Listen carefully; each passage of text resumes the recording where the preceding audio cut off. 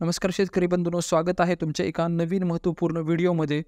शेतकऱ्यांसाठी आज 20 ऑगस्ट 2024 रोजी एक महत्त्वपूर्ण जी.आर. आलेला आहे। नमो शेतकरी महासन्मान निधी योजनेअंतर्गत जो शेतकऱ्यांना चौथा हप्ता वितरित करण्यात येणार आहे, तसेच प्रशासकीय खर्चासाठी निधी वितरित करण्याबाबत शासनाचा जी.आर. आलेला आहे।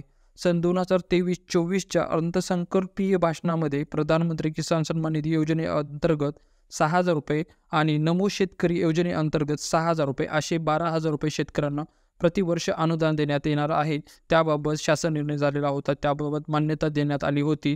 त्यानुसार जो नमो शेतकरी महासन्मान निधी योजना आहे, त्याचा जो चौथा हप्ता वितरित करण्यात येणार आहे एप्रिल ते जुलैसाठीचा, त्याच्यासाठी शासनाने 2,041 कोटी रुपये इतका निधी वितरित करण्यासाठी मान्यता दिली आहे। तर प्रशासकीय खर्चासाठी 20 कोटी रुपये खर्चासाठी मान्यता देण्यात आलेली आहे। असे शासनाने एकूण 2,061 कोटी रुपये वितरित करण्यासाठी मान्यता देण्यात आली आहे।